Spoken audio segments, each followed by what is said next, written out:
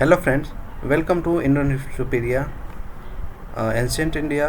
इसमें आर्या कंपटीशन की book reading series में हम सोर्स के बारे में पढ़ रहे थे, जिसमें लिटरेरी सोर्स में ब्राह्मण जो साहित्य हैं, जिसमें वैदिक जो ग्रंथ हैं, वेद हैं, पुराण हैं, उपनिषद हैं, स्मृतियाँ हैं, वो सारे हमने देखा।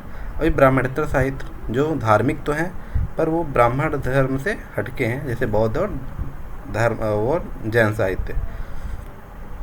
तो ब्राह्मणेतर साहित्य में बौद्ध और जैन साहित्य शामिल हैं। इन देखते हैं। बौद्ध साहित्य सबसे प्राचीन बौद्ध ग्रंथ त्रिपिटक है। इसके नाम है सुत्त पिटक, विनय पिटक, अभिधम पिटक। ये सब पाली भाषा में है। त्रिपिटक शब्द का सर्वप्रथम प्रयोग री डेविडस ने बुद्धिस्ट इंडिया में किया है।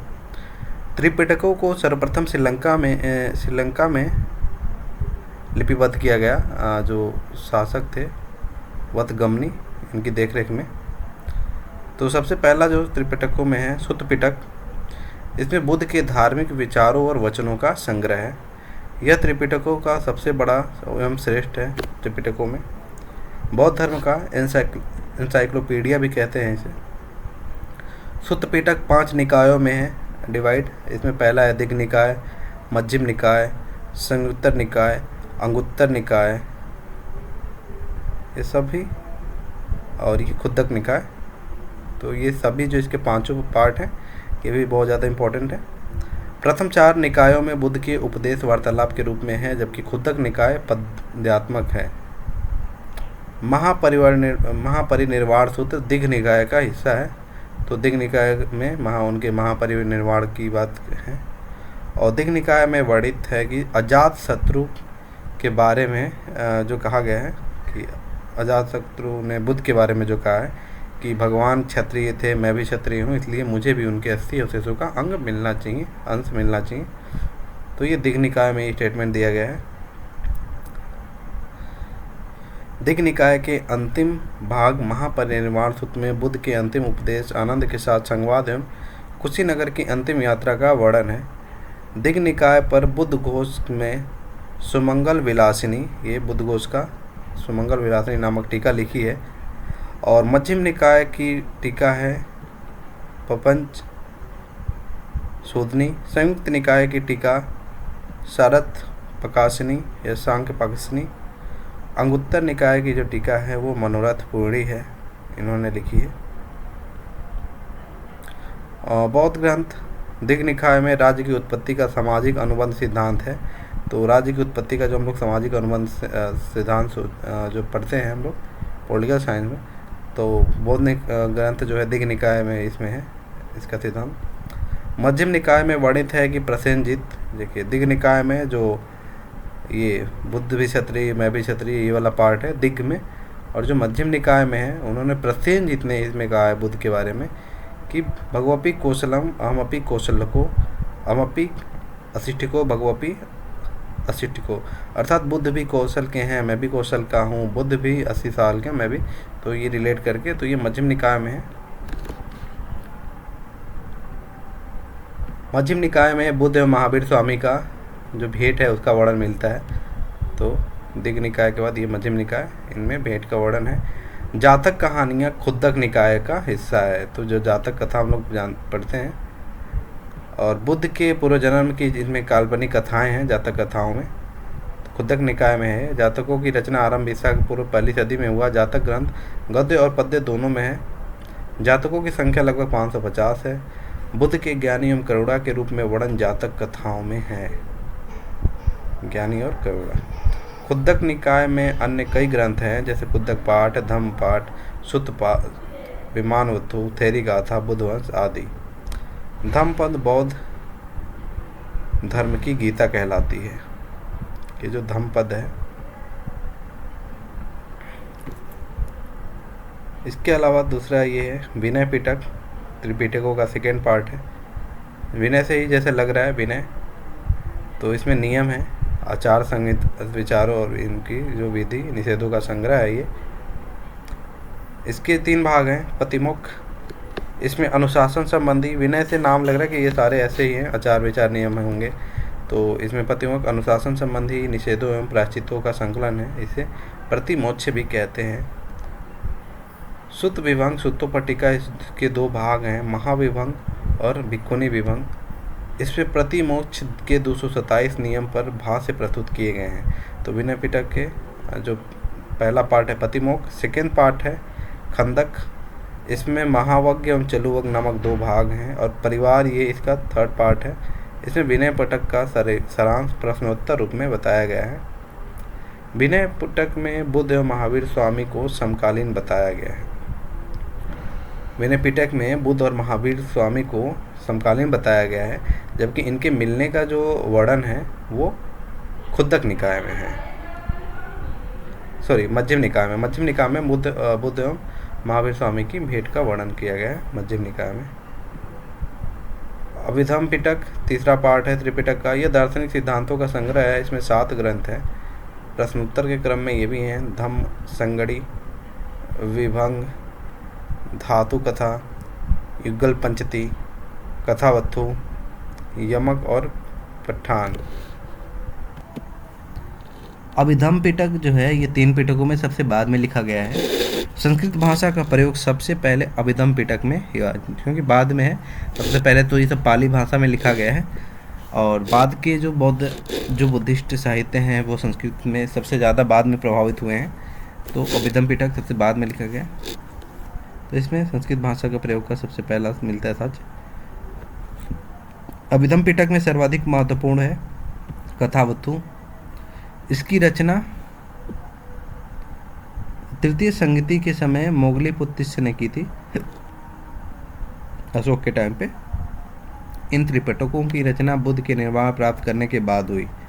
तो इन त्रिपिटकों की रचना जो बुद्ध के निर्वाण प्राप्त करने के बाद हुई है। पिटक शब्द का शाब्दिक अर्थ है टोकरी। तो पाली भाषा के अन्य जो ग्रंथ हैं, मतलब इसमें पहला है मिलिंद पन्नो, मिलिंद प्रश्न, नागसेन द्वारा रचित नागसेन। इसमें यवन राजा मिनांडर और बौद्ध भिक्षु नागसेन के बीच दार्शनिक वार्तालाप का वर्णन है। इसमें 7 सर्ग हैं। दीपवंश और महावंश ये सिंगली अनुश्रुतियाँ हैं। इनकी रचना क्रमशः 4वीं और 5वीं शताब्दी में हुई थी।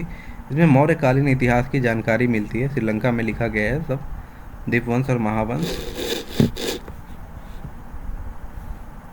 तो संस्कृत में जो बौद्ध ग्रंथ के कुछ हैं, इसमें है महावस्तु और ललित विस्तार, ये बाद के लिखे गए हैं। महात्मा बुद्ध के जीवन के वर्णन मिलते हैं इसमें। ललित विस्तार वैपुल्य सूत्र ग्रंथ है।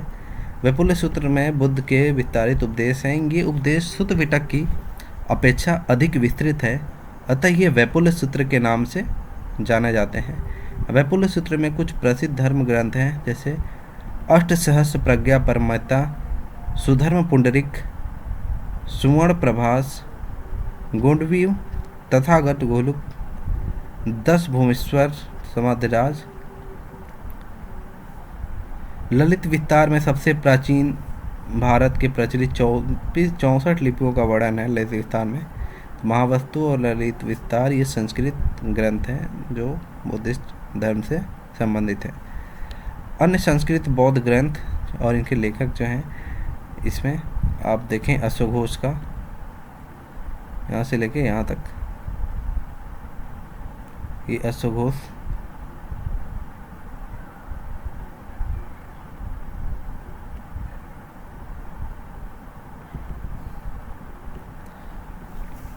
तो अश्वघोष की इनकी जो रचना है बुद्धचरित महाकाव्य है, सौंदरानंद, सरिपुत्र प्रकरण नाटक है, और सूत्रालंकार। ये अश्वघोष के हैं सारे। बुद्धचरित, सौंदरानंद, सरिपुत्र प्रकरण और सूत्रालंकार अश्वघोष की रचनाएं हैं। इसके अलावा वसुमित्र की रचना है विभाषा शास्त्र, और वसुबंधु, इनकी जो 3 रचनाएं हैं वसुबंधु की, अभिधर्मकोश, विज्ञप्ति मात्र सिद्धि, वज्रछेदी, और जो ये बुद्धिस्ट विद्वान हैं मैत्रेयनाथ, इनकी रचनाएं हैं योगाचार भूमिशास्त्र, धर्मता विभंग, मनुष्यांत विभंग। इसके अलावा असंग है, इनकी भी 3 रचनाएं, पंचभूमि, अभिधर्म समुच्चय महायान संग्रह और महायान सूत्रालंकार ये सब असंग की हैं, असंग की। और नागार्जुन की ये 5 रचनाएं हैं। तो नागार्जुन की है माध्यमिकारिका, युक्ति षष्टिका, शून्यता सप्तशती सहिष्णुता, विग्रह व्यावर्तनी, अष्टसहस्त्र प्रज्ञा परमिता शस्त्र। आर्यदेव का है चतुशतक आर्यदेव। और शांति देव जो हैं इनकी 3 रचनाएं, शिक्षा समुच्चय, सूत्र समुच्चय, बोधिचर्यावतार। इसके अलावा जो शांति रचित है, तत्व संग्रह, माध्यमिका, कलंकारिका, ये है शांत रचित का। बौद्ध विद्वान जो दिग्नांक हैं ये हैं प्रमाण समुच्चय इन्होंने लिखा है। और जो बुद्ध घोष हैं इन्होंने लिखा है विशुद्धि मग, समंत पाशपादिका, सुमंगल विलासिनी। ये बुद्ध घोष की रचनाएं हैं।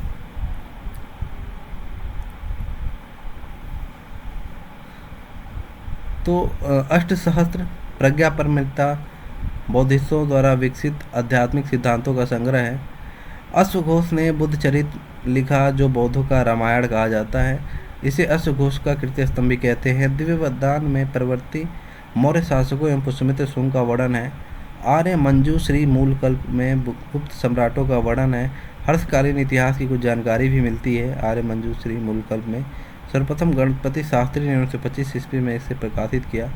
ललित विस्तार को आधार बनाकर मैथ्यू अर्नोल्ड ने द लाइट ऑफ एशिया जो है बुक इसे लिखा था। मैथ्यू अर्नोल्ड जो लाइट ऑफ एशिया है वो ललित विस्तार पे ये आधारित है। बुद्ध चरित में काव्य के रूप में बुद्ध के जीवन का सरल वर्णन। सौंदरानंद में बुद्ध के सौतेले भाई सुंदरानंद ने संन्यास ग्रहण करने की, सारिपुत्र प्रकरण में बुद्ध के शिष्य सारिपुत्र के बौद्ध धर्म ग्रहण करने का वर्णन है।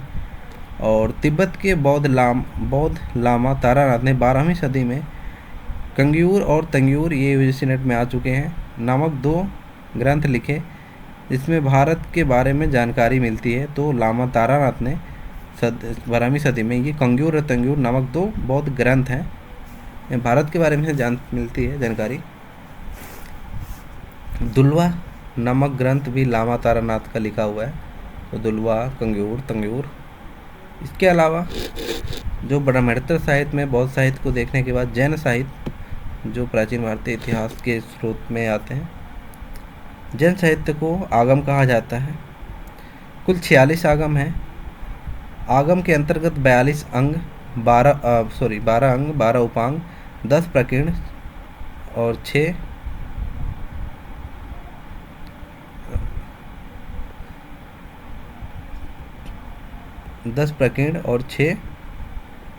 छेद सूत्र, 4 मूल सूत्र, अनुयोग सूत्र, नंदी सूत्र आते हैं। आगमों में 12 अंग सबसे महत्वपूर्ण हैं। अचरांग सूत्र ये 12 हैं। जो अचरांग सूत्र है सुमंगदांग सूत्र, अस्थानांग, समवयांग सूत्र, भगवती सूत्र इसमें 16 महाजनपद के बारे में है। नए धमका सूत्र, उवासग दशाओं, अनंतक दशाओं, अड़ुरुत वाव दशाओं, अनुरुतो पपतिक दशा, प्रश्न व्याकरण, विभाग्य स्वयं, दृष्टिवाद। अचरांग सूत्र में जैन भिक्षुओं द्वारा पालन किए जाने वाले नियमों का है उल्लेख।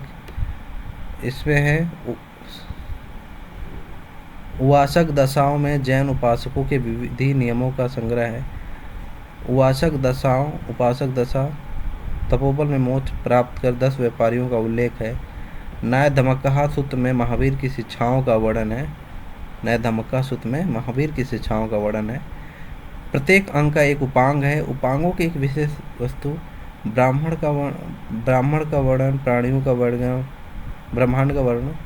प्राणियों का वर्गीकरण, खगोल विद्या, काल विभाजन, मरणोत्तर जीवन का वर्णन आदि है। 6 जो छेद सूत्र हैं ये हैं निषेध, महानिशित, व्यवहार, आचार दशा, कल्प और पंचकल्प।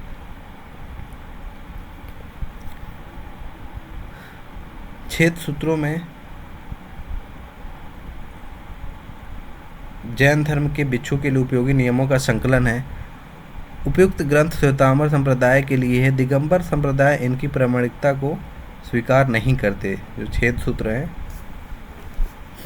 ये दिगंबर संप्रदाय इनकी प्रामाणिकता को स्वीकार नहीं करते, श्वेतांबर बस इन्हें मानते हैं। अंगों और उपांगों पर जो भाव से लिखे गए हैं उन्हें नियुक्ति या चौड़ी टीका कहते हैं।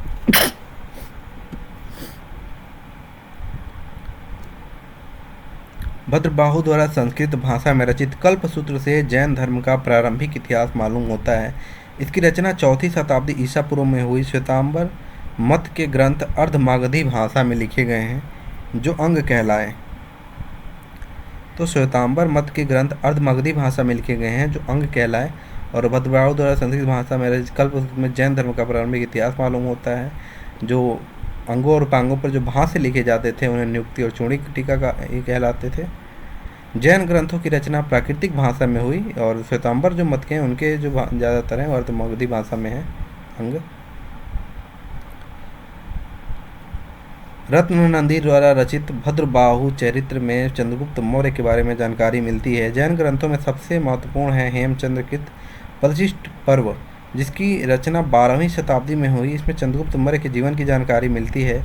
कालिका पुराण भी जैन धर्म से संबंधित है। भागवती सूत्र को 16 महाजनपदों का उल्लेख है। इसमें जैन धर्म के सिद्धांत भी मिलते हैं। भागवती सूत्र में महावीर की जीवनी के साथ उनके अन्य समकालिकों के साथ संबंध का वर्णन है। महावीर एवं उसके शिष्य इंदुभूति के बीच वार्तालाप का वर्णन है। पूर्व मध्यकाल से जैन धर्म की रचनाएं हरिभद्र सूरि द्वारा रचित समरादित कथा, सम्राजकच्छा, मूर्खाख्यान, कर्थाकोश, अनेकांत विजय, धर्मबिंदु, उद्योतम सूरि की कुलयमाला 8वीं सदी में हुड़ शासक तोड़मार के बारे में जानकारी मिलती है। जिनसेन की जो रचनाएं हैं आदि पुराण, गुणभद्र का उत्तर पुराण भी जैन ग्रंथ है। तो जिनसेन का आदि पुराण, गुणभद्र का उत्तर पुराण, और जो हरिभद्र सूरि हैं उनकी रचनाएं हैं सम्रादित कथा, मूर्खाख्यान, कथाकोश, अनेकांत विजय और धर्मबिंदु। प्रकीर्ण प्रमुख जैन ग्रंथों के परिशिष्ट हैं। मूल सूत्रों में जैन धर्म के उपदेश, भिक्षुओं के कर्तव्य, व्यवहार का नियमों का वर्णन है। नंदी सूत्र अनुयोग द्वारा जैनियों के स्वतंत्र ग्रंथ का विश्वकोश है। जैन अनुश्रुति के अनुसार महावीर स्वामी की आदि शिक्षाएं 14 पूर्वों में संकलित है। वल्लभी में 14 पूर्वों का और 11 पूर्वों में संकलित किया गया है। तो वल्लभी में 14 पूर्वों को 11 पूर्वों में संकलित किया गया है। मुनि सर्वनंदी ने 458 ईस्वी में लोक विभंग की रचना की। तो लोक विभंग की रचना की थी मुनि सर्वनंदी ने। प्रशस्ति संग्रह भी जैन पुस्तक है। उत्तराध्यान सूत्र में पार्श्वनाथ मत के अनुयायी केसी इंद्रभूति के बीच हुए वार्तालाप का वर्णन है। चुलिका सूत्र संख्या 2 में 2 है। ये है अनुयोग सूत्र, नंदी सूत्र। जैन धर्म में कुल 63 शलाका पुरुषों, जो महान पुरुषों की मान्यता है जैन ग्रंथ में, और हेमचंद की 63 शलाका पुरुष चरित्र में इनका विवरण है। जैन साहित्य में पुराणों को चरित कहा जाता है। इसके अलावा आते हैं लौकिक साहित्य। ये वो साहित्य हैं जो धर्म से इतर यानी धर्म से हटके इनकी रचनाएं की गई हैं, परंतु इतिहास के अच्छे स्रोत माने जाते हैं ये भी। तो इसमें सबसे हैं जो भास ईसा पूर्व 4वीं शताब्दी के को कालिदास से पूर्व का प्रथम नाटककार माना जाता है। तो भास को प्रथम नाटककार माना जाता है। भास ने 13 नाटक लिखे हैं। स्वप्नवासवदत्ता, उर्वभंग, प्रतिमका, अभिषेक, पंचरात्र। इसमें स्वप्नवासवदत्ता सबसे ज़्यादा महत्वपूर्ण है। मध्यम व्योम, दूत घटोत्कच, कर्णभार, दूतवाक्य, बालचरित ये भी, और दरिद्र चारुदत्त, अभिमारक, प्रतिज्ञा योगंधरायण, ये हैं भास की नाटक। स्वप्नवासवदत्ता का पहला और संपूर्ण नाटक माना जाता है। शूद्रक गुप्तकालीन ने संस्कृत भाषा में मिर्च कटिकम यानी मिट्टी की गाड़ी नामक पहली बार राज परिवार के स्थान पर समाज के मध्यम लोगों का पात्र बनाया है। इसमें शूद्र एवं महिलाएं संस्कृत के स्थान पर प्राकृत बोलती हैं। दरिद्र ब्राह्मण चारुदत्त इसका मुख्य पात्र है मिचकटिकम का, जो वसंत सेना नामक गणिका से प्रेम करता है। मिचकटिकम में समाज में व्याप्त भ्रष्टाचार पर भी प्रकाश पड़ा है, तो शूद्रक द्वारा लिखित है मिचकटिकम। क्षेमेंद्रकृत जो है रचनाएं इनकी है बृहत कथा मंजरी 11वीं शताब्दी में, और गुणाध्य जो थे वो 85 भाषा में लिखित बृहत कथा है। तो क्षेमेंद्र का है बृहत कथा मंजरी और गुणाध्य का है बृहत कथा, लिखित बृहत कथा का संस्कृत रूपांतरण है ये। इसी पर सोमदेव ने 11वीं शताब्दी में कथा सरित सागर लिखा है। गार्गी संहिता शुंग काल का एक ज्योतिष ग्रंथ है। इससे भारत पर होने वाले यवन आक्रमण का वर्णन मिलता है। तो यवन आक्रमण का वर्णन मिलता है गार्गी संहिता से। गार्गी संहिता युग पुराण का एक हिस्सा है। बागपति गौड़वों से कन्नौज के राजा यशोवर्मन द्वारा बंगाल गौड़ शासक का वध कर बंगाल विजय करने का वर्णन है बागपति के गौड़वों से। यह प्राकृतिक भाषा में लिखा है। और पद्मगुप्त परिमल के 9 शासंग चरित में परमार वंश के शासक सिंध राज की जीवनी है। कौटिल्य के भांति बृहस्पति ने भी 10वीं शताब्दी में लगभग अर्थशास्त्र की रचना की थी। कामंदक की नीतिसार भी अर्थशास्त्र से अनुप्रेरित ग्रंथ है। इसकी रचना 8वीं शताब्दी में की है नीतिसार कामंदक की। और मेरुतंग की प्रथम चिंतामणि भी अर्थशास्त्र पर टीका है। सोमेश्वर की कथा जो कीर्ति कौमुदी है, राजशेखर की प्रबंध कोश या मेरुतंग की जो प्रबंध चिंतामणि है, गुजरात के इतिहास की जानकारी इनसे मिलती है हमें। पंचतंत्र एवं हितोपदेश नीति विषयक ग्रंथ है। पंचतंत्र का अनुवाद 50 से अधिक भाषाओं में किया जा चुका है। पंचतंत्र की कहानियों की रचना विष्णु शर्मा ने राजकुमारों को नीति परक शिक्षा देने के लिए की थी। इसके बहुत ज़्यादा अनुवाद हो चुके हैं। पंच मिडल टाइम पे भी पंचतंत्र के बहुत ज़्यादा फारसी में अनुवाद हुए हैं। और भट्ट भुवन देव कृत अपराजित परीक्षा वास्तुशास्त्र पर एक लिखित ग्रंथ है। तो भट्ट भुवन देव तो प्राचीन भारत के कुछ महत्वपूर्ण पुस्तक और उनके जो राइटर्स हैं उनकी यहाँ पे सूची कुछ दी गई हैं। ऐसे भारवी की जो पुस्तक हैं किरातुर्जनियम, दंडी जो 7वीं से 8वीं शताब्दी में थे वो काव्यादर्श, 10 कुमार चरित, अवंती सुंदरी कथा, सोमदेव का कथा सरित सागर, गुणाध्य ने बृहत कथा लिखी। माघ 7वीं शताब्दी में शिशुपाल वध और शुक्र नीतिसार माघ ने लिखी। विष्णु शर्मा का पंचतंत्र, नारायण भट्ट हितोपदेश संस्कृत शिक्षण का प्रथम ग्रंथ है हितोपदेश। बुद्ध स्वामी बृहत कथा श्लोक संग्रह, हरिसेन की जो बृहत कथा कोश है। क्षेमेंद्र द्वारा बृहत कथा मंजरी, समय मातृका वैश्य जीवन के बारे में वर्णन है इसमें क्षेमेंद्र की। कामंदक का है नीतिसार और दामोदर गुप्त का है कुटी निमतम काम पर पुस्तक है ये। भवभूति मालती माधव उत्तर रामचरित और महावीर चरित। विशाख दत्त की पुस्तक है मुद्रा राक्षस, देवी चंद्रगुप्तम और सुभाषितावली। तो मुद्रा गदासव, देवी चंद्रगुप्तम और सुभाषितावली है विशाख दत्त की। सारंगदेव संगीत रत्नाकर संगीत के ग्रंथ है। प्रवर सेन सेकेंड जो वाकाटक थे उन्होंने सेतुबंध की रचना की है वाकाटक राजा द्वारा। पतंजलि महाभाष्य इन्होंने लिखा है पतंजलि ने। महेंद्र वर्मन प्रथम ने मत विलास प्रहसन जो बुद्धिस्ट और कपालिक थे उन पे उन्होंने एक प्रहसन के रूप में लिखा था इसे मत विलास प्रहसन कटाच के रूप में। भरत मुनि नाट्यशास्त्र इन्होंने लिखा है। वत्सायन का कामसूत्र, मेरुतंग का प्रबंध चिंतामणि, भोजचरित थेरावाली, श्रीहर्ष नौषधीय चरित, खंडन खाद्य खाद्य, भट्टी भट्टी काव्य, अमोघ वर्ष का है कविराज मार्ग, ये एक जैन थे अमोघ वर्ष।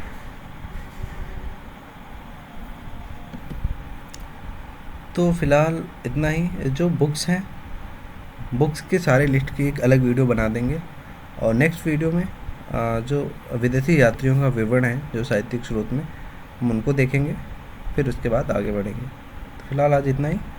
Thank you.